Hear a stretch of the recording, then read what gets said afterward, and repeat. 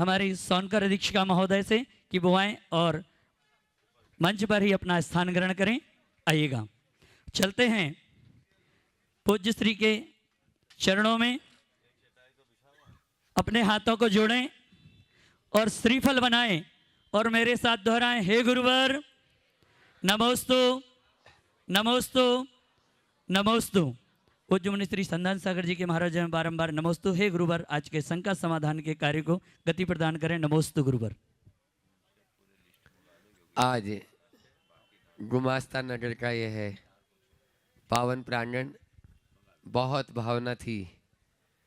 पाटोदी परिवार और अन्य समस्त लोगों की आज पूर्ण गुरुवर ने यहाँ आकर उनकी पूर्ण भावना कर दी और शंका समाधान और सुबह का प्रवचन आप लोगों को मिल गया। प्रथम प्रश्न के लिए मैं आमंत्रित कर रहा हूँ यहाँ अपने बीच में आदित्य नर्सिंग होम से डॉक्टर जिनेंद्र जी सेठिया, नरेश जी सेठिया और डॉक्टर नवनीत जी जैन यहाँ पर उपस्थित है। पूरी डॉक्टरशीप टीम यहाँ पर उपस्थित है। एक बार जोरदार तालियों से इन सभी अपने जितने भी डॉक्टर्स हैं और प्रश्न करें और उसके बाद में तैयार रहेंगे डॉक्टर पंकज जी शास्त्री, वे अपना प्रश्न गुरुचरण में करें। नमोस्तु गुरुदेव, नमोस्तु मुनि संघ। गुरुदेव, मेरा प्रश्न ये है कि हम निर्माण कार्य के दौरान जो जीव हिंसा होती है उसका निवारण, जो जाने अनजाने में जो जीव हिंसा होती है उसका निवारण कैसे किया जाए? देखिए, आज सुबह मैंने अपने प्रवचन में एक बात कही थी। जब मैं कोलकाता में था तो वहाँ एक चार्टर्ड अकाउंटेंट थे, अग्रवाल जैन थे। उन्होंने बातचीत के क्रम में बताया कि हमारे दादाजी ने वहाँ एक मंदिर बनाया जिसे पुरानी बाड़ी का मंदिर कहा जाता है। किस भाव से बनाया? बोला, उन्होंने कहा कि हमने अपना घर बनाया, घर बनाने में बहुत हिंसा हुई, इस पाप से बचने के लिए भगवान का घर बना दो। समझ गया? तो ये बहुत ऊंची दृष्टि, एक प्रेरणाप्रद दृष्टि हमें दिखी।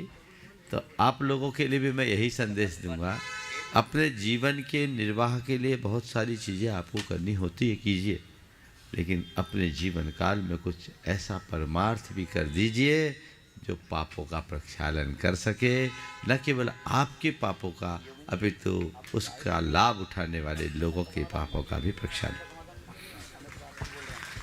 डॉक्टर पंकज जी शास्त्री बहुत पहले से जुड़े हुए हैं ललितपुर और आपके गुमास्ता नगर के गौरव हैं और उनके साथ में अशोक जी भी हैं और उसके बाद में तैयार रहेंगे अजीत जी पाटनी, गुणायतन ट्रस्टी। परम प्रभावक परम पूज्य गुरुदेव मुनि श्री प्रमाण सागर जी महाराज श्री के, मुनि श्री निर्वेक सागर जी महाराज श्री के और मुनि श्री संधान सागर जी के चरणों में बारंबार नमोस्तु करता हूँ। भगवान, यूँ तो पूरी दुनिया में इंदौर शहर जाना जाता है और कहते हैं कि ये स्वच्छता में नंबर 1 है, इसलिए पूरी दुनिया इंदौर को जानती है। लेकिन आज पूरी दुनिया इंदौर को इसलिए जान रही है कि वहाँ पूज्य मुनि श्री प्रमाण सागर जी महाराज सत्संग विराजमान हैं। और प्रश्न में गुरुदेव आपके चरणों में इंदौर को लेकर के ही कर रहा हूँ। यहाँ पर एक अभियान चल रहा है भिखारी मुक्त इंदौर, कि इंदौर को भिखारियों से मुक्त करना है। और गुरुदेव, किसी न किसी तरह इंदौर भिखारियों से मुक्त कर दिया जाएगा। लेकिन मेरा जो प्रश्न है कि यह हमारी आत्मा में, हमारे मन में जो भिखारी है, जितना मिलता जा रहा है, बढ़ते जा रहे हैं अंदर का भिखारी, उतना पनपता जा रहा है। तो यह अंतरंग का हमारा भिखारी हम कैसे दूर करें जिससे हमारा अंतरंग स्वच्छ हो, और जिस स्वच्छता को गुरुदेव प्रमाण सागर जी महाराज निरंतर अपने प्रवचनों में देते हैं, वो हम इंदौर वासी ही नहीं, पूरे देश में और पूरे अखिल विश्व के प्राणियों को प्राप्त हो। नमोस्तु भगवान, नमोस्तु। देखिए, ये बात पूरे इंदौर वासियों के लिए बड़े गौरव का विषय है कि इंदौर विगत 7 वर्षों से भारत का सबसे स्वच्छ शहर के रूप में अपनी पहचान बना रहा है। अभी आपकी द्वारा दी गई जानकारी के मुताबिक इंदौर को भिखारी मुक्त शहर भी बनाया जा रहा है। ये बहुत अच्छी बात है। हम अपने भारत के अतीत को जब पलट कर देखते हैं तो ऐसा मिलता है कि भारत में एक भी चोर और एक भी भिखारी नहीं था। मैकाले ने जो ब्रिटिश संसद में अपना वक्तव्य दिया उसमें उन्होंने इस बात को विशेषतया जोड़ा कि मैंने भारत की चतुर्दिक यात्रा की है और मुझे पूरे भारतवर्ष में एक भी चोर और एक भी याचक नहीं दिखाई पड़ा। ये भारत का गौरव। अगर इस तरह का कोई उपाय हो रहा है तो बहुत अच्छी बात है। हमें किसी को भीख नहीं देना, हमें हर व्यक्ति को राजा बनाने का रास्ता चुनना चाहिए। आपने कहा अंदर का भिखारीपन कैसे छूटे? ये तभी होगा जब हमारे अंदर स्वच्छता होगी और वह तब होगा जब हम अपने भीतर आध्यात्मिक चेतना को जागृत करेंगे। मुझे एक दूसरी बात लगती है, हो सकता है ये बात लोगों को पसंद कम आए, कि एक तरफ तो सरकार के द्वारा भिखारी वृत्ति को, भिक्षा वृत्ति को अपराध घोषित करते हुए उस पर रोक लगाने का कदम उठाया जा रहा है जो सराहनीय है, पर दूसरी ओर चीज़ें बांट बांट कर जनता को भिखारी बना रही है केवल वोटों के खातिर।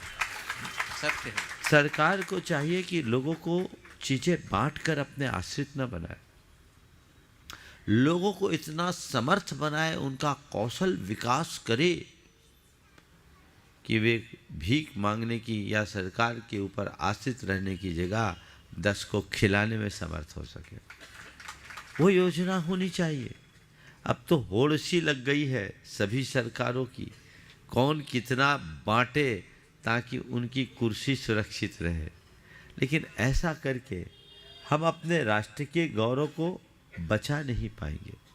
अपनी राष्ट्र की जो अस्मिता है, इसका जो गौरव है, इसकी गरिमा है, ये तभी होगी जब भारत का एक एक व्यक्ति कर्म योगी बनेगा।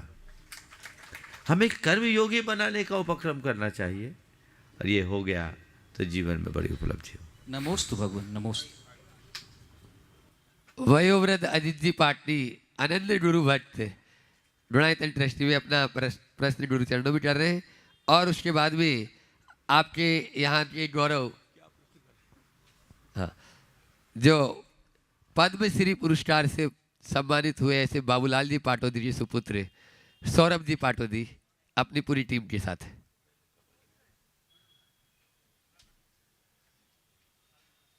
पूज्य मुनिश्री प्रमाण सागर जी महाराज, संधान सागर जी महाराज, विवेक सागर जी महाराज के चरणों में नमोस्तु नमोस्तु नमोस्तु।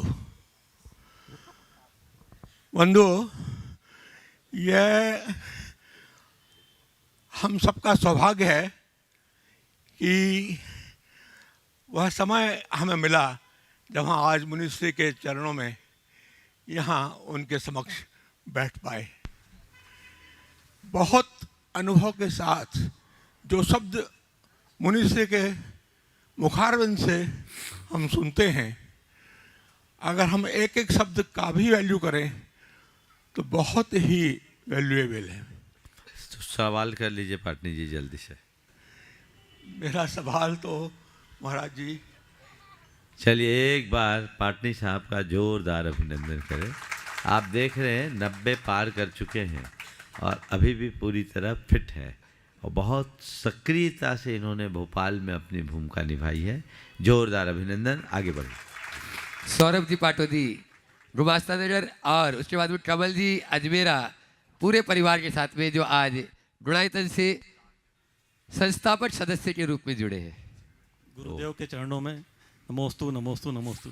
गुरुदेव, प्रश्न तो नहीं कर रहा हूँ, निवेदन है कि सिर्फ गुमास्ता नगर को एक ही दिन आप दे रहे हो, वो मन में एक कसक रह गई, तो हमारा कुछ ऐसा कर जाओ कि हमें 2-3 दिन मिले इंदौर में, सबसे कम समय गुमास्ता नगर के लिए क्यों? एक आदत सुधारो, शिकायत करने की जगह धन्यवाद देने की आदत बनाओ।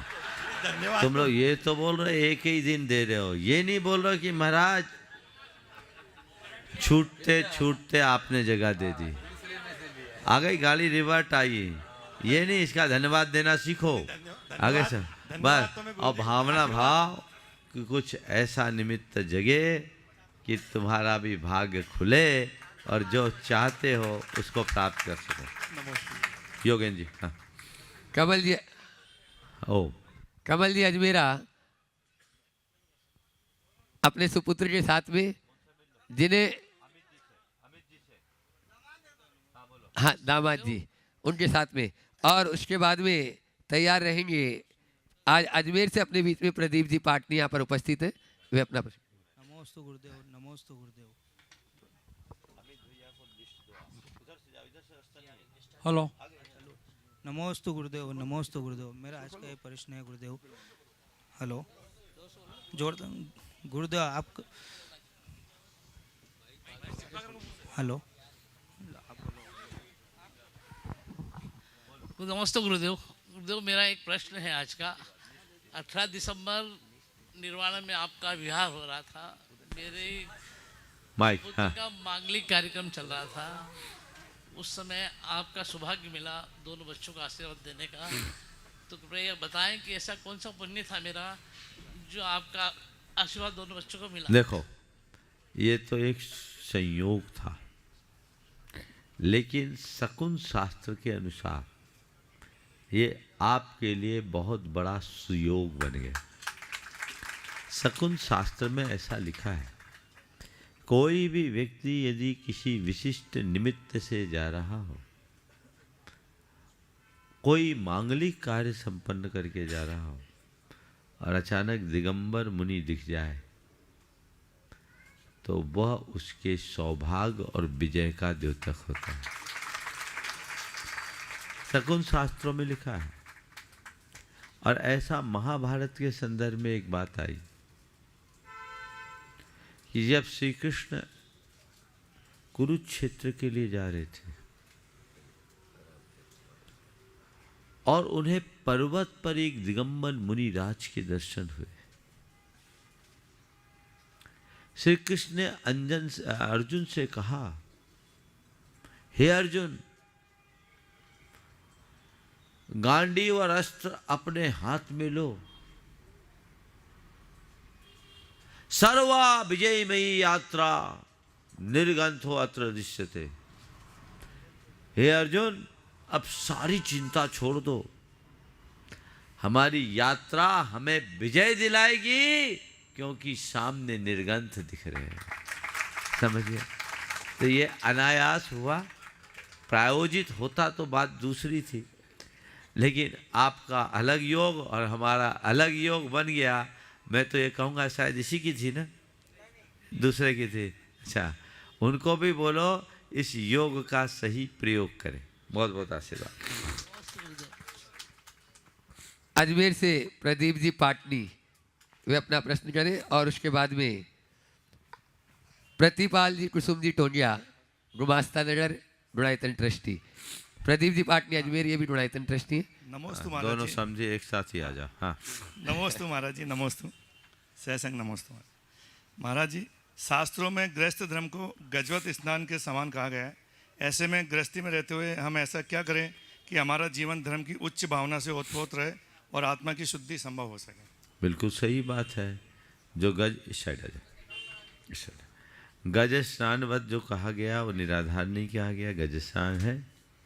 और आप कहते हैं गज स्नान से बचने के लिए क्या करें, तो व्रती बन जाओ।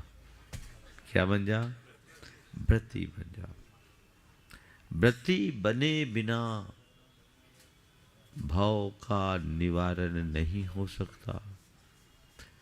महाव्रती बनोगे तो संसार से पार होगे, व्रती बनोगे तो जीवन का उद्धार होगा। शास्त्रकार कहते भवस्य सारम किम खलु व्रत धारणम च। इस संसार का सार क्या है? व्रतों को अंगीकार करना। तो व्रतों को अंगीकार करे, आगे बढ़ने का भाव रखे, नहीं तो ये तो सब ऊपर की लीपा पोती है।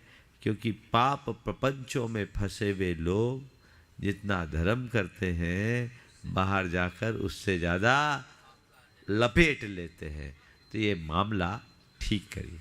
नमोस्तु महाराज, नमोस्तु महाराज। बोल रहे हैं प्रतिपाल जी। हो गया? प्रतिपाल जी का भी है। बोलो कुसुम हाँ कुसुम जी बोले जल्दी। नमोस्तु गुरुदेव, नमोस्तु गुरुदेव, नमोस्तु। चुल्लक जी महाराज को इच्छामी इच्छामी इच्छामी। गुरुदेव, सफल समय कभी नहीं होता, उसे हासिल करना होता है।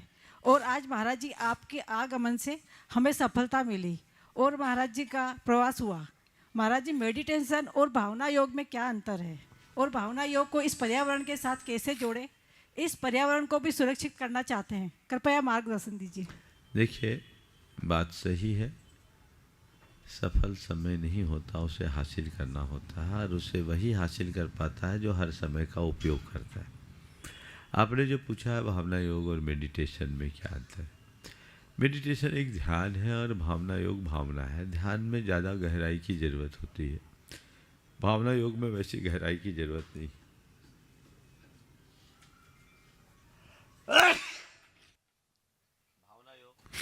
ध्यान की प्रारंभिक भूमिका है। भावना योग में कुछ शब्दों को बार बार दोहराना है, वाक्यों को बार बार दोहराना है और उसका पुट अपने अवचेतन मन में डालना है। यदि वो संस्कार हमारे अवचेतन मन में जम जाते हैं तो वो हमारे संपूर्ण जीवन को परिवर्तित करते हैं। तो ध्यान में तो डूबा जाता है जो बहुत ऊपर की भूमिका है, लेकिन ध्यान में जाने से पहले जो हमारे अंदर काम क्रोध लोभ मोह के संस्कार है उनको नष्ट करना जरूरी है। वो हम अपनी आत्मा की भावना के बल पर ही कर सकते हैं। इसलिए भावना, उसके बाद ध्यान। भावना में एक अभ्यास है, ध्यान में अनुभूति। लेकिन अगर हम भावना योग का सही उपयोग करते हैं तो ये भावना गहरा कर हमें वैसी अनुभूति तक पहुंचाती है जो ध्यान का रूप लेती है और मुक्ति का आधार बनती है। नमोस्तु गुरुदेव, नमोस्तु गुरुदेव, नमोस्तु। आज अपने इस सत्र में कल जिनका प्रश्न रह गया था, ऐसे सुशील जी अजमेरा यहाँ पर उपस्थित हैं, जो ऑर्गेनिक पर भी बहुत काम कर रहे हैं। गो भक्त हैं। आचार्य श्री जी का, पूज्य गुरुवर का बहुत आशीर्वाद इनके ऊपर है। और साथ में ही कल जिनको आप लोगों ने बहुत अच्छे से सुना, चेतन सिंह जी सोलंकी, वे भी साथ में ही है। एक बार जोरदार तालियों से इन दोनों महानुभाव जो पर्यावरण को एक एक सवाल करेंगे, पर्यावरण को सुरक्षित रखने के लिए लगे हुए हैं, वे अपना प्रश्न के रूप में अपनी बात गुरु चरणों में रखेंगे। नमस्ते गुरुदेव। मेरा प्रश्न महात्मा गांधी और जैन दर्शन से संबंधित है। महात्मा गांधी के राजनीतिक गुरु गोखले जी रहे, लेकिन उनके आध्यात्मिक गुरु श्रीमद राजचंद्र रहे, जो जैन उपासक थे, जिनसे महात्मा गांधी ने सत्य और अहिंसा का पाठ सीखा। और एक साधारण से व्यक्तित्व वाले गांधी जी, जिनके पास में न भाषण कला अच्छी थी न उनकी लेखनी अच्छी थी, लेकिन पूरी दुनिया में उनको लोग पहचानते हैं। और दुनिया के लगभग 195 देश हैं, उनमें अधिकांश देशों में उनकी मूर्ति लगी है और अधिकांश देशों के शिक्षा के पाठ्यक्रम में उनका पाठ पढ़ाया जाता है। और विश्व में बड़े नेता रहे, Martin Luther king, Nelson Mandela जैसे जो श्वेत क्रांति के जो नेता रहे हैं, उन लोगों ने महात्मा गांधी की अहिंसा को अपनाकर विजय प्राप्त की। तो गुरुदेव, मेरा प्रश्न ये है कि महात्मा गांधी ने तो सिर्फ जैन दर्शन के 2 सिद्धांत सत्य और अहिंसा का उपयोग किया, जबकि जैन दर्शन तो इतना बड़ा खजाना है कि हमारे बच्चे आज पूरे विश्व में काम कर रहे हैं। तो इस खजाने का उपयोग करके हम जैन धर्म की व्याख्या पूरे विश्व में कैसे पहुंचा सकते हैं? बहुत अच्छा। ये बात सत्य है कि गांधी जी ने अहिंसा और सत्य और अहिंसा के बल पर साधारण होकर के भी असाधारण उपलब्धियां अर्जित की, देश को आज़ाद कराया। और न केवल देश को आज़ाद कराया, अपितु पूरे विश्व को आज़ादी का रास्ता दिखाया। जहाँ तक सवाल है अहिंसा या सत्य की इतनी ताकत, तो पूरे जैन धर्म की कितनी बड़ी ताकत होगी, हमें समझने की ज़रूरत है। हम लोगों की एक बड़ी कमजोरी रही है कि हमने जैन धर्म के मूलभूत तत्वों को गौण करके हम रिचुअल्स पर ज़्यादा फोकस करने लगे, धार्मिक क्रियाकलापों तक अपने आप को सीमित करने लगे।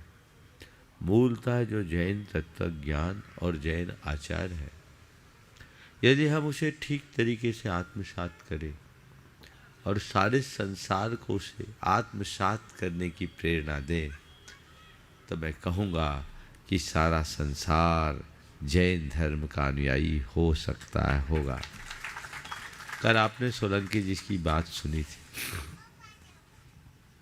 कभी मैं उनको बुलाऊंगा और एक लंबा सत्र दूंगा। उनकी बातें बहुत गंभीर और मनन की योग्य थी, समय तो अभी नहीं है, लेकिन उन्होंने जो अपरिग्रह की बात की और अपरिग्रह के जितना उत्कृष्ट उन्होंने विवेचन किया, और विवेचन तो कोई भी कर लेता है, ये जिस तरीके से अपरिग्रह का अनुपालन कर रहे हैं, ये एक बहुत बड़ा आदर्श है। अब मैं कहूँगा नाम सोलंकी है पर कर्म तो जैन ही है, और विश्व को अब नाम के जैनियों की नहीं, कर्म के जैनियों की जरूरत है, विश्व तभी संभलेगा।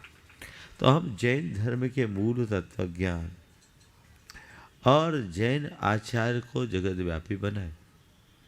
ऐसा हम करते हैं तो बहुत कुछ हो सकता है। आप सोच सकते हैं कि युवा आईआईटी का प्रोफेसर, और वह इतनी कम उम्र में अपनी नौकरी छोड़ देता है, बिना तनख्वाह के काम करता है, सारे भारत को, पर्यावरण को, यहाँ की जलवायु को ठीक करने के भाव से अलग जगाने के लिए लगता है। आज मैं इनका घर भी देख के आया, चलता हुआ घर, बहुत सुंदर घर को इनने जो सजाया, और मैंने मार्क कराया, मार्क किया, सब कुछ पूरी तरह सोलर के साथ, और जो इनने चदरे वदरे भी लगाई ना, वो सब खादी की। ये देख करके मुझे बहुत अच्छा लगा। लोगों को प्रेरणा लेनी चाहिए।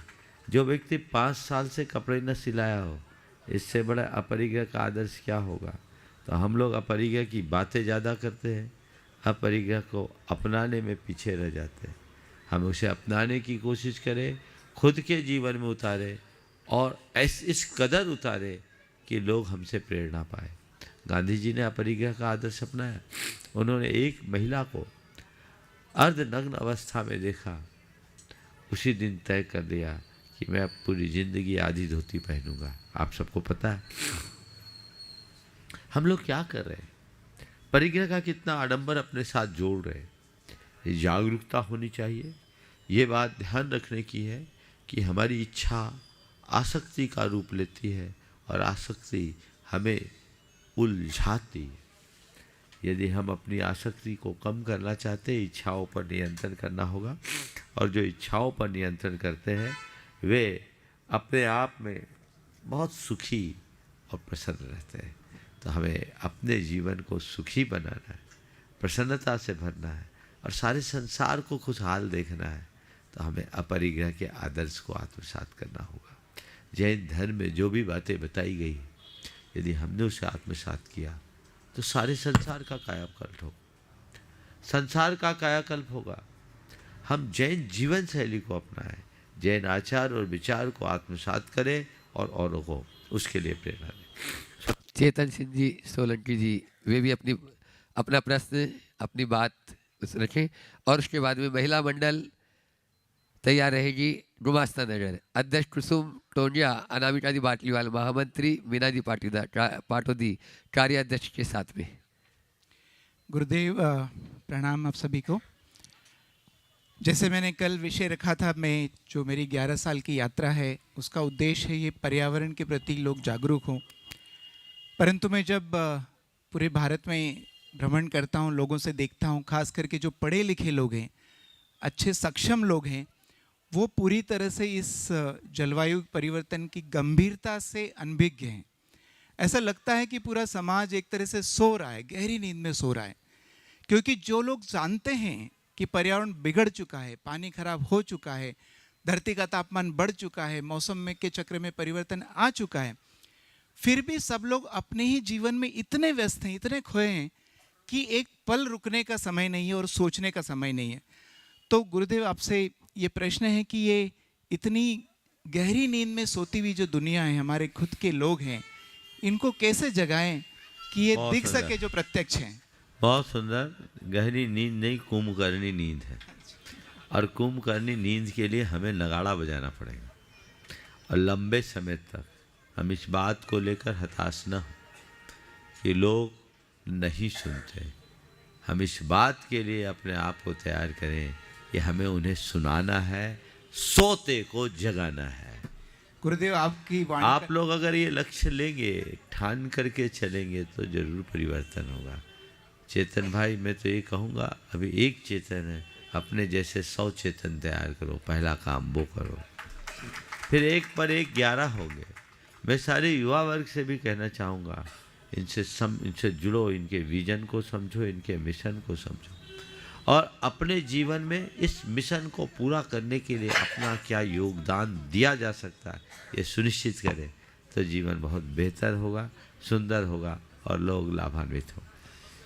हाँ, कल इन्होंने बता दिया था मंच पे, इनका घर इनकी एक बस में है और मैं उनके घर को ही देखने के लिए गया था जो सोलर सिस्टम से चलता है और अपनी सारी व्यवस्था बस में इनने एसी भी लगा रखा है और इनके बस में कूलर भी है, लेकिन वह सब सोलर से चलता है, कोई इलेक्ट्रिसिटी की ज़रूरत नहीं है।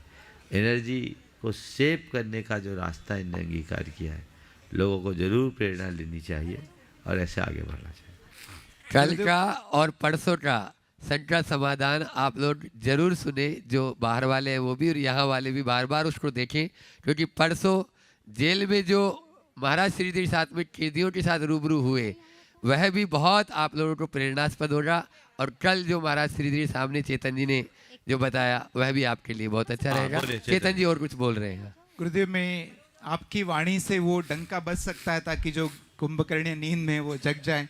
आप सभी लोगों से अपील करेंगे तो बहुत बहुत बहुत मैं तो आप जैसे लोगों को हमेशा प्रेरित और प्रोत्साहित करता हूँ। आप अपने अभियान में लगिए और इसी विचार के लोगों को तैयार कीजिए। बहुत बहुत आशीर्वाद। महिला मंडल गुमास्ता नगर संक्षेप में अपना प्रश्न रखें और उसके बाद में अपने बीच में आज जेल साहिबा यहाँ पर उपस्थित है। जेल साहिबा नहीं, जेलर साहिबा। हाँ, परम पूज्य गुरुदेव के जेलर साहिबा, जेल अधीक्षक श्रीमती अलका जी सोनकर। जैसे भी महाराज श्री जी बता रहे थे कि जो जन्मना जैन नहीं कर्मणा जैन है, ऐसी सोनकर जी वे अपना प्रश्न भी रखेंगे। अभी महिला मंडल। हाँ, परम पूज्य गुरुदेव के श्री चरणों में शत नमन। गुरुदेव, मेरी शंका ये है कि अभी गुमाश्ता नगर आप पधारे, उससे पूर्व आप मोदी जी की नसिया में विराजमान थे। ऐसे ही अजमेर, जयपुर, इंदौर और देश के कई शहरों में नसिया जी विद्यमान हैं जो बहुत उत्कृष्ट स्वरूप में हैं, भव्य भवन है और हमारे जैन समाज की बहुत अच्छी धरोहर है। तो गुरुदेव, ये नसिया जी का क्या तात्पर्य है और ये नाम क्यों रखा जाता है जैन समाज के भवनों को? देखिए, नसिया क्या है? नसिया का मूल शब्द है निषीधिका। क्या बोलते हैं उसको? निषीधिका। उससे बना निशई और निशई से बन गया नसिया। निषीधिका को निशही भी बोलते हैं प्राकृत में। ये निषीधिका क्या है?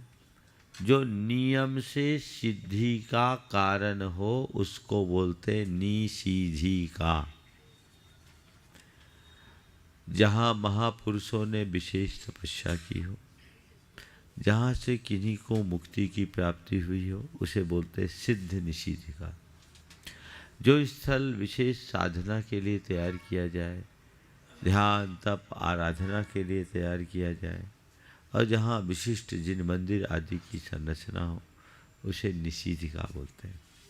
पुराने समय में लोग अपने गांव शहरों में रहते हुए भी उसके निकट ऐसे स्थानों को बनाते थे और उन दिनों जैन लोग अष्टमी चतुर्दशी के दिन विशेष उपवास रखते थे, गृहस्थ लोग, और ग्रह त्याग करके 24-24 घंटे घर से बाहर साधना करते थे। तो साधना स्थली थी निषीधिका। समझ गए? तो पुराने लोग निषीधिका बनाते थे, निसिया बनाते थे। आज आप लोग फार्म हाउस बनाने लगे। इतना अंतर। पुरखों ने नशिया बनाई और तुम क्या बना रहे हो? बहुत लोगों के फार्म हाउस होंगे इंदौर में भी। तुम भोगों में लग रहे हो, उनने परमार्थ में लगाया। 200 साल पुरानी नशिया है, आज मोदी जी की नशिया जो बताई। आप कल्पना करो 200 साल पहले यहाँ कौन आता होगा? इंदौर का बाहरी हिस्सा था। दूसरी जौनी बाग का नशिया हुक्मचंद जी कासलीवाल के समय 125 साल पहले, वो भी बाहरी छोर में होगा। नशिया शहर के बाहर बनाई जाती। अजमेर में छतरी की नशिया, सोनी जी की नशिया, गोधा लोगों की नशिया, ये सब शहर से बाहर थे। तो ये सब बाहर बनाए जाते थे ताकि वहाँ जाकर आप अपना विशेष धर्म ध्यान कर सके। आज भी ऐसा प्रयास करना चाहिए, इस तरह की परंपराओं को विकसित करना चाहिए ताकि आपाधापी की इस दौड़ से अपने आप को बचा सके और अपना धर्म ध्यान कर सके। जेल के कैदियों में भी जिनकी आत्मा को उज्जवल बनाने का हमेशा रात दिन जो पुरुषार्थ कर रही हैं, ऐसे जेल अधीक्षक अलकाजी सोनकर अपने बीच में हैं। जोरदार तालियों से उनका एक बार फिर से सादर अभिनंदन करते हुए वे अपनी बात प्रश्न के रूप में गुरु चरणों में रख रही हैं। और साथ में है सुनील जी बोदाहा। नमोस्तु गुरुदेव। गुरुदेव, मेरा जो प्रश्न है वो ये है कि हम जाने अनजाने हर दिन हर व्यक्ति से कुछ ना कुछ तो ऐसा कृत्य होता है जो पाप और पुण्य में डिवाइड होता है, और हम ऐसा क्या कर्म करें कि आज जेलों में जो है आबादी दिन प्रतिदिन बढ़ती ही जा रही है, और ये एक अच्छा संकेत नहीं है समाज के लिए। तो हम प्रतिदिन एक ऐसा क्या कर्म करें जिसे ईश्वर हमारी गलतियों को क्षमा करे, और जो है सब व्यक्ति अपने परिवार के बीच रहें, और जो जहाँ की मैं अधीक्षक हूँ वहाँ पे भीड़ कम हो जाए। बहुत अच्छा। पहले तो मैं चाहूँगा एक बार इनका जोरदार अभिनंदन करें। जेलों में अगर संख्या बढ़ती है तो ये बहुत गंभीर और चिंता का विषय बनता है। आपने पूछा है कि संख्या घटे उसके लिए क्या करें। हमें अपराध वृत्ति को कम करना होगा, क्योंकि आपके जेल में अपराधी ही आते हैं, और अपराध वृत्ति के कारण होता है। समाज में एक चेतना को जगाने की जरूरत है जिससे लोगों की वृत्ति में परिवर्तन हो, वह आपराधिक प्रवृत्ति से बचकर आध्यात्मिक प्रवृत्ति से जुड़े।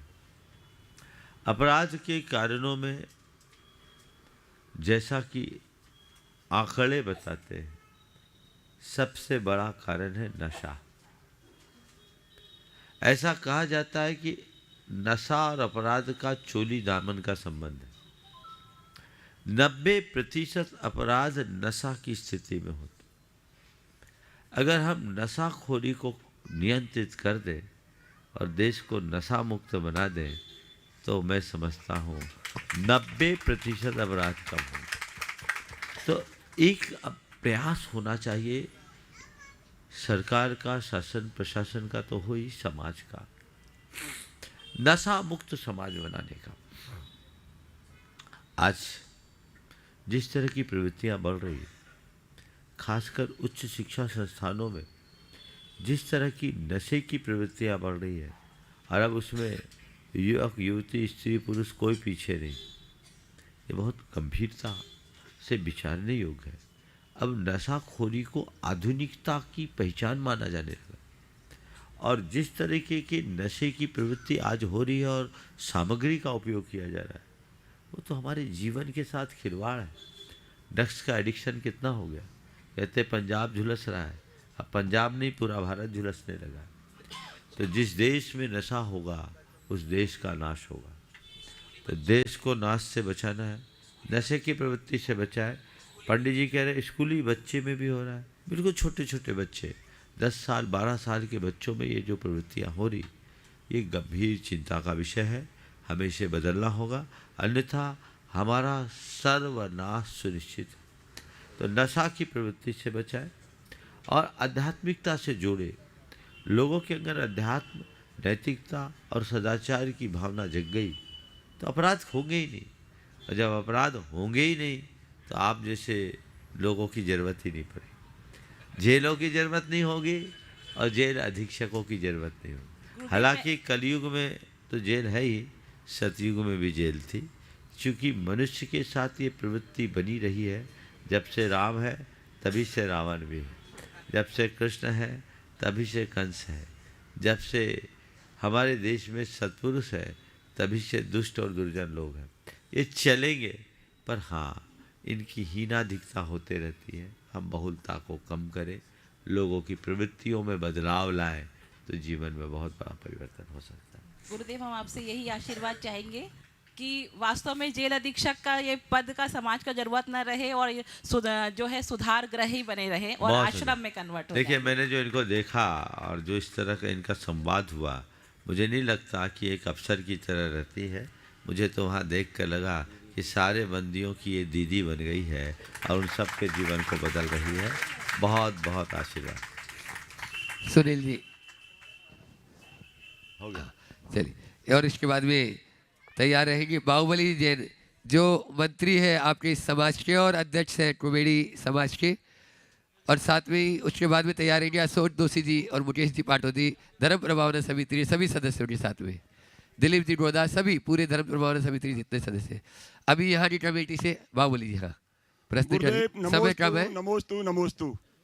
गुरुदेव, आपके आने से हम सभी गुमास्ता वालों का रोम प्रफुल्लित हो गया है। गुरुदेव, मैं सीधे अपने प्रश्न पे आता हूँ। क्या मंदिर बनाना पाप या पुण्य है?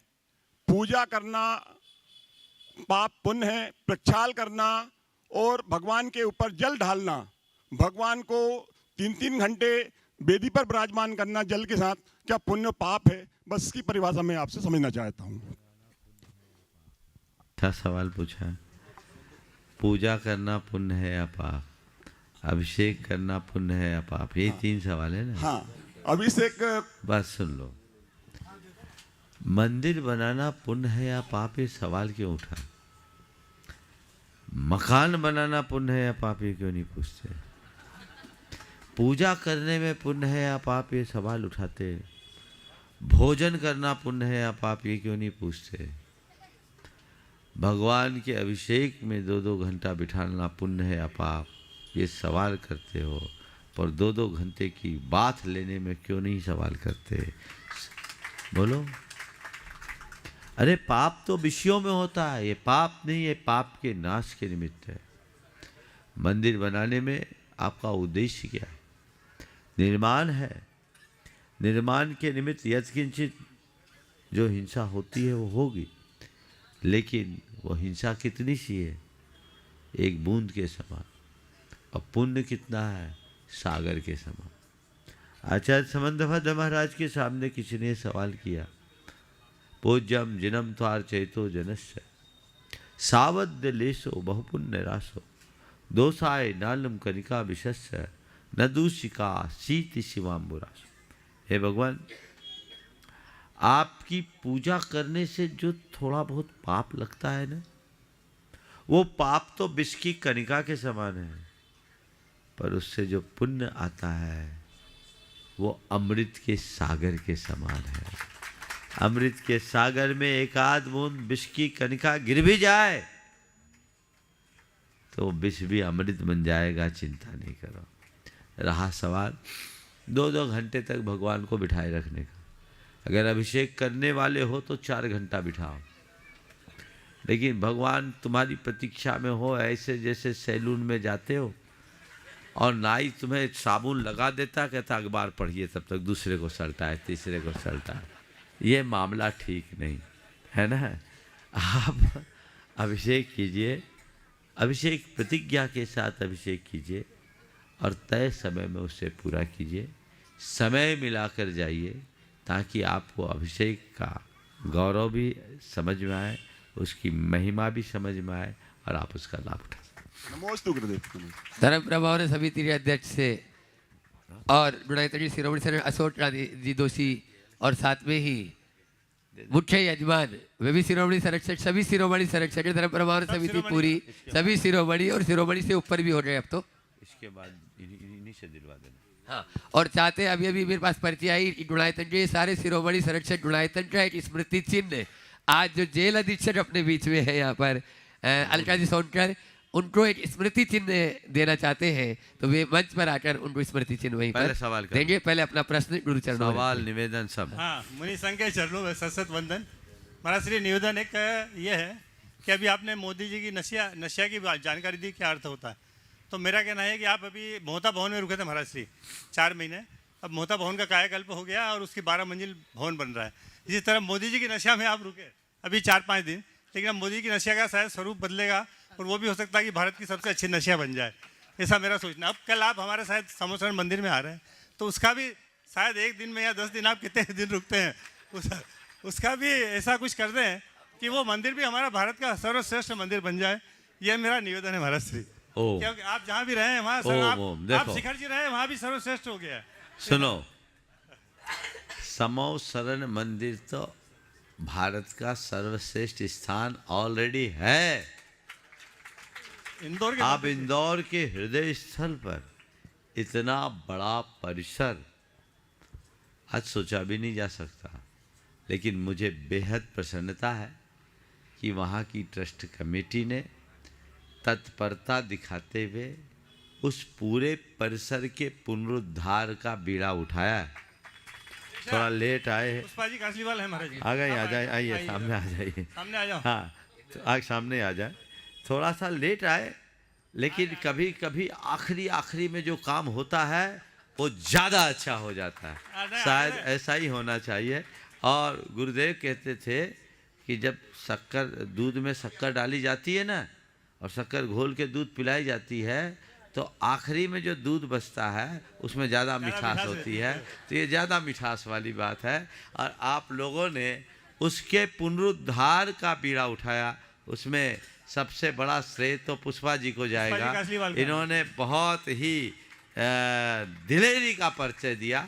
प्रायः बूढ़े लोग बड़े निर्णय नहीं लेते, ऐसी शिकायत है, लेकिन इनके निर्णय से लगता है ये अभी वृद्ध नहीं, अभी भी इनमें जवानी का जोश है और बहुत उमंग है। और कल शाम को तो हम पहुंच रहे, अभी इसमें शायद नहीं है, उसमें कोई शंका नहीं है। अब कल पहुंच रहे, उसके बाद की जहाँ तक बात है तो उसमें भी शंका मत कीजिए। परसों प्रातः काल वहाँ पर भी शिलान्यास का योग होगा। एक बहुत अच्छा योग है और बहुत अच्छा योग है उस दिन। और 15 तारीख का ये अपने आप योग बन गया है, और मैं समझता हूँ आप लोग उसे शीघ्र अच्छा रूप देंगे। और इंदौर शहर का एक बहुत बड़ा आकर्षक स्थान, अभी भी साधु संत वहीं आकर के ठहरते हैं और लाभ लेते, समाज को लाभ देते हैं। लेकिन अब आप ऐसा बना लेंगे कि बड़े से बड़े कार्यक्रम भी कर सके। अभी तो आप लोगों को इधर उधर लोगों के हाथ जोड़ने पड़ते थे या इधर उधर स्थान ढूंढना पड़ता था, लेकिन हम तो इस चातुर्मास की सबसे बड़ी उपलब्धि के रूप में देख रहे हैं कि इंदौर में अब ऐसे ऐसे विकल्प आ रहे हैं कि अब समाज को कहीं और जाने की ज़रूरत नहीं होगी। ये जो पहल आप लोगों की गई है बहुत सार्थक है। पुष्पा जी अपनी बात करें। हाँ, महिला आश्रम भी तो उसी में, आप भी आ जाओ ना बहन जी साथ में। हाँ। ये बहन जी तो ध्यान ही नहीं गया मेरा, ये तो मेरे पीछे पड़ी थी। हम बोले तुम बोल रही हो, तुम्हारी हम क्या सुनेंगे, तुम्हारे ट्रस्टी बोले तब तो हम बोले। खींच के पकड़ के ये ले आई, और मैं समझता हूँ इस पूरे कार्य को कराने में इनका भी महत्वपूर्ण स्थान रहा है। एक बार इनके इस उत्साह को वर्धन करिए, और अब जो कार्य आप लोग अपने हाथ में ले रहे हैं उसे शीघ्र साकार दे। सारे ट्रस्टीगण हैं, वो संकल्प तो अपने मन में ले लिए, बाकी बातें तो मैं वहीं पर करूँगा। लेकिन मैं ये कहना चाहूँगा, ये मौका है पूरे पलासिया क्षेत्र के लोगों के लिए, जो 200 साल में 100-125 साल हो गया उसके निर्माण के, अभी तक आपको कोई बड़ा योगदान देने का मौका नहीं आया। अब आपके सामने अवसर है, आपने तो अपना बहुत विस्तार कर लिया, अब भगवान के दरबार का विस्तार करने का मौका आ रहा है। आप उसका लाभ ले तो सुनिश्चित रूप से अच्छा होगा। हाँ, हमारा समय कल हम यहाँ से 1:30 बजे जाएंगे। आज 10 दिन तो बाद की बात है, काम करो। हाँ, बोलो। हाँ, महाराज महाराज श्री ने इतना डरा दिया मुझे जब मैं उनसे कहा कि आपको चलना है श्राविक आश्रम, तो खूब गुस्सा हुए मेरे गुस्सा और उन्होंने बोला कि मैं तो कोई आऊँगा नहीं, तुमने क्या करा आज तक। अब हमारी हिम्मत भी इतनी नहीं थी इतना बड़ा काम हाथ में लेने की, पर क्योंकि महाराज श्री का आशीर्वाद हम पे है और उनने महाराज ने डराया कि प्रेरित किया है, तो बोलो। पहले तो डराया पर अब लग रहा है कि हम कर सकेंगे। डरा के चढ़ाया और ये चढ़ गई है, प्रेरणा पा गई है, एक बहुत अच्छा काम हो रहा है। बहुत बहुत आशीर्वाद।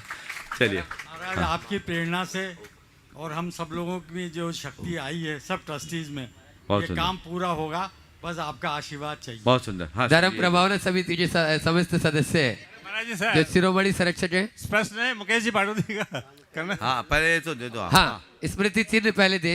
हाँ चलिए, दोनों काम जेल हो गए। अधीक्षक मुकेश जी और अपना उधर सवाल मुकेश जी पाटोदी अपना प्रश्न और अमित जी जो यहाँ पर नशिया जी के जो कमरे हैं उनकी और उनकी सूची आ गई है। हाँ। पूरी सूची एक बार पढ़ दे। हाँ यहीं से दे दो। हाँ, यहीं रिकॉर्ड से कर दे दो। लेंगे। हाँ ले, यही अलका जी सोच कर। हाँ वो दोनों दे दो, ये दे दो, वो भी दे दो, वो भी दे दो। हाँ मुकेश जी पूछिए। नमोस्तु महाराज जी।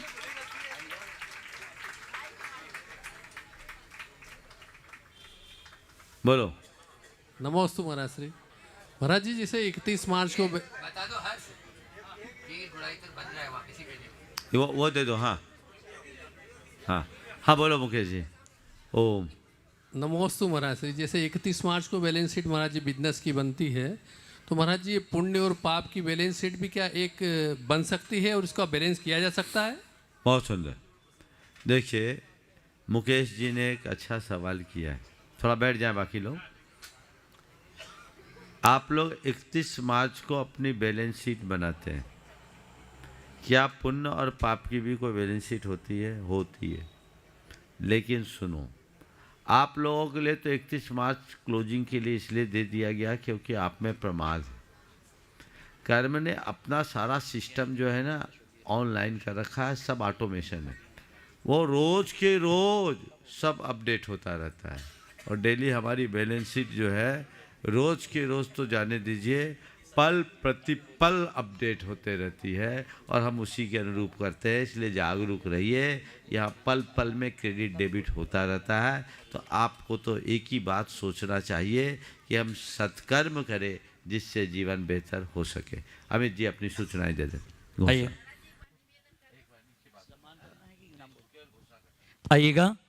जैसे कि आप सभी को विदित है कि मोदी जी की नशिया का कायाकल्प होने जा रहा है और इसी कड़ी में 7,51,000 रुपये की राशि में एक रूम आरक्षित आप करवा सकते हैं। जिन्होंने पुण्यार्जन किया है 12 नाम हमारे पास आ चुके हैं, जिसमें अगर जो उपस्थित हैं उनका सम्मान भी हमारी कमेटी यहाँ पर कर रही है। आदरणीय नवीन जी, आनंद जी, गोधा परिवार, अग्रिम श्रीमान श्री अशोक जी, श्रीमती रानी जी डोसी वो भी आए। साथ में हमारे योगेंद्र जी काला, उनका सम्मान करें।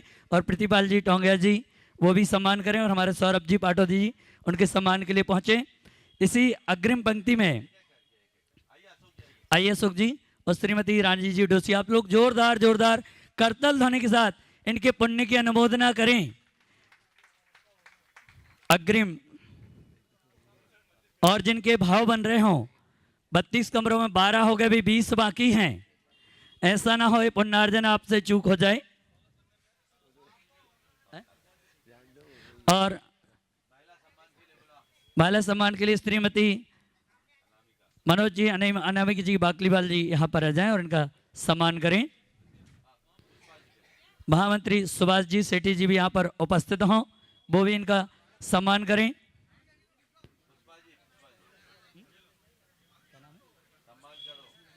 और इनके सम्मान के लिए मैं सादर आमंत्रित करता हूँ श्रीमती पुष्पा जी कासलीवाल जी जो कि हमारे बीच हैं, वो भी इनका सम्मान करें। अग्रिम पंक्ति में मैं बड़े सम्मान के साथ आमंत्रित करता हूँ योगेंद्र कुमार जी, महेंद्र कुमार जी काला, ये भी आ जाएं। बहन जी का सम्मान हमारी कमेटी कर रही है। आदरणीय सौरभ भैया, प्रतिपाल जी टोंगिया जी, मनोज जी, अनामिका जी वाकलीवाल और साथ ही हमारे सुभाष जी सेठी साहब वो पहुँचे। और इनका सम्मान करें, शीघ्रता से करते जाएं भैया। हाँ, श्रीमती पुष्पा जी कासलीवाल। अग्रिम पंक्ति में मैं सादर आमंत्रित करता हूं नीरज जी मोदी, उपस्थित हैं क्या? नीरज जी मोदी जोरदार करता ध्वनि के साथ इनकी आप अनुमोदना करें। अग्रिम पंक्ति में श्रीमान पारस जी पांड्या उपस्थित हैं क्या? अग्रिम पंक्ति में मनोज जी काला जी परिवार अगर उपस्थित हो तो उनकी भी अनुमोदना आप सभी करते जाएं। अग्रिम श्रीमान संदीप जी पहाड़िया महावीर बाग, श्रीमान सुनील जी मोदी, हर्ष जी तृप्ति जी जैन इनका सम्मान। आइएगा श्रीमान बाबूलाल जी बड़जात्या जी, धर्मपत्नी श्रीमती चंदाबाई बड़जात्या जी, तेज कुमार जी, ललित कुमार जी, गौरव ज्वेलर्स परिवार अगर ये भी उपस्थित हो तो हमारा सम्मान स्वीकार करें। जोरदार जोरदार करतल ध्वनि के साथ इन सबके पुण्य की अनुमोदना करें। हाँ, बोले संत श्रवणी आचार्य विद्यासागर जी महामुनि राज की जय। परम पूज्य गुणायतन प्रणेता श्री मुनि श्री प्रमाण सागर जी महाराज की जय।